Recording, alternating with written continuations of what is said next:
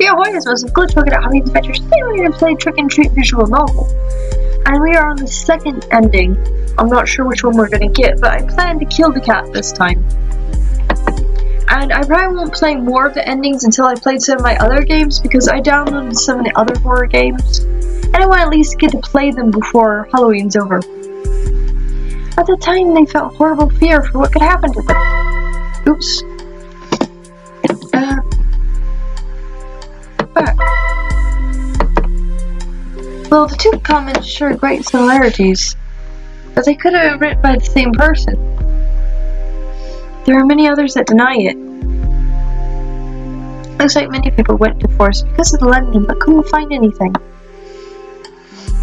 I thought you only read these things to look more cool before the girls, replied Stephen as a joke.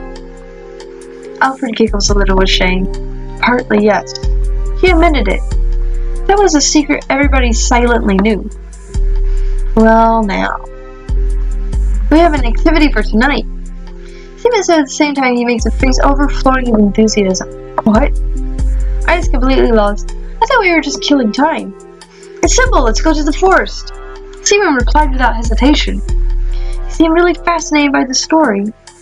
Are you insane? Said Alfred, unable to believe what he just heard. You only need to look at his face to know he did not like the idea. Despite everything you've heard, you want to go. Of course, it would be a test of courage among us three. Replied Stephen, full of confidence, perhaps too much. He should relax a bit. Also, I'd like to get rid of my flu before Halloween. Sorry. Don't tell me you're afraid. No, why should I be afraid? Answered Alfred. At the same time, he folds his arms, making a false gesture of security. It's more than obvious that you're afraid, Alfred. Almost as much as when you have to talk with a girl.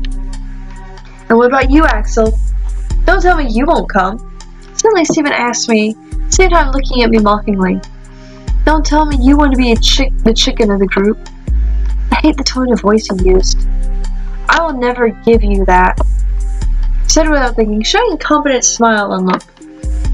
Well, let's not say more. Take your coats, backpacks, and flashlights and some food. We're going to the forest. Yeah! We all three said in unison, as if we were going to have some kind of private party. Not really knowing what we were doing, what we were really going to find.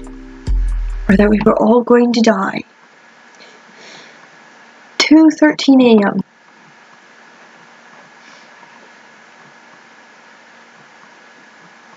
I went completely confused, not knowing how much time had passed. My head hurts like hell, but I can't blame it. Fortunately, the pain goes away quickly, just as my confusion. Soon I come back to my senses. My flashlight is laying on the ground, shining towards the empty air. I immediately pick it up. It was my only protection against the darkness that surrounds me. Then remember that Stephen and Alfred were with me. Stephen! Alfred! Can you hear me? Without thinking, I screamed their names in the darkness while trying to find them with my flashlight. But there's no trace of them. They're gone. Where the hell are they? What the heck just happened? I really don't understand anything. Shit. We should have stayed home. This is not a proof of courage. We could be in danger. I have to find them. 2:19 a.m.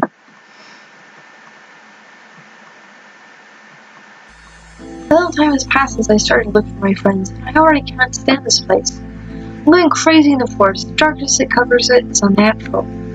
It's darkness that steals your own sanity, replacing it with anxiety. To make it worse, the air is damp and cold as in winter, carrying a strong rot smell, as if there are corpses of animals hidden throughout the forest.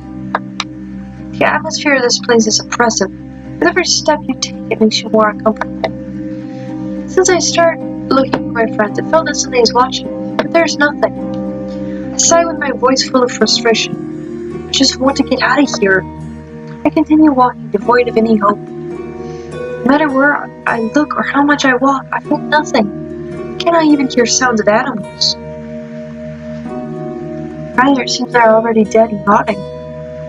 No, I have to calm myself. I stopped for a moment to rest. I breathed deeply, but the hot air of this place does me no good. Immediately I start to cough as if I had something stuck in the throat. Shit! What am I gonna do? This cursed forest seems endless. If by a miracle I could escape, I can't abandon Stephen and Alfred. I'm really screwed up. Again I sigh, feeling on the verge of tears. My frustration is building up, and I have to do my best to keep calm. If I fall into despair, then there's no doubt I will be joining the list of missing persons. In the end, I decided to keep walking. Step by step, I should get somewhere. At least I was convinced that staying in the same place would not do me any good. Even if it was only to deceive myself into feeling I am doing something, I wanted to continue walking. Time passes without any changes. Only the sound of footsteps can be heard. Knowing that as soon as you stop, you'll be surrounded by a dead silence is a good incentive to keep walking. My legs were already hurting. Suddenly I hear a crack at my feet. Immediately I take a step back and look below to see what made the sound. What's this? I whisper to myself, surprised, discovering I had stepped on an animal bone. I believe that is from an animal, although I do not rule out the possibility that it belongs to a human. For my own good, I prefer to think about that. An expression of anguish is drawn on my face. It's best to ignore it. I have to keep walking. Suddenly my flashlight reveals something. Without hesitation, I point towards her again. Hey, kitty, kitty, kitty. I'm gonna save here because it looks like it could branch out here. So I'm gonna save. Okay. I didn't realize I was surprised it was the white cat. The one from before which made the awful meow, but this time I find it lying on the ground. It appears to be fainted and it's wounded. It's a Pokemon!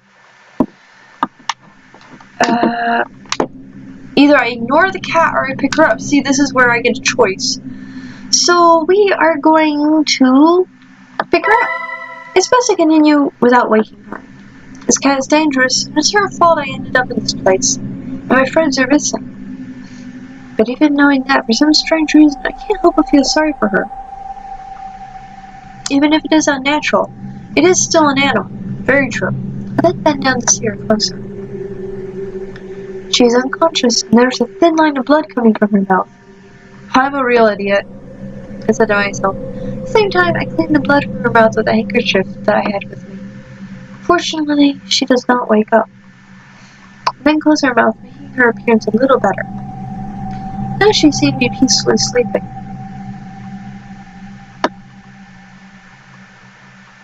After a long sigh, I decided to pick her up carefully. I don't know what powers the cat are, but if she brought me here, maybe she can return me to my world. With her in my arms, I decided the best thing I can do is continue walking. 2:31 a.m. I'm gonna run out of time soon. Again, I find myself in the dark forest, walking aimlessly. Only moving forward, but it didn't seem like I was getting somewhere. In my arms, I carry the cat, which sleeps soundly. Come here and you'll be safe. I suddenly stopped. It was probably easy to see the disbelief in my face at that moment. It's that voice again. I wished for myself, but no one would listen. Shortly after I found the cat, a mysterious voice appeared in my mind. It's feminine, soft, and gentle, as if it belonged to a princess from a fairy tale, but I can't trust it. Am I really going crazy? Or is it this force that doesn't make any sense? I don't know, I don't like either of the two options. Then I feel the cat move in my arms. I look down at her confused, just to see how she opens her red eyes suddenly. I become quiet for an instant. For the moment, the two stay motionless, staring into the eyes of the other. The red eyes of the cat are disturbing to me, but also there's something fascinating about them, something that attracts me. I lose myself in her eyes as if hypnotized, until suddenly she jumps with the intention of scratching her face. My reflex is pushing her at the same time I jump back, turning my head to dodge her falls. I managed to dodge her attack, and in the process I dropped my flashlight. I panicked and acted clumsily.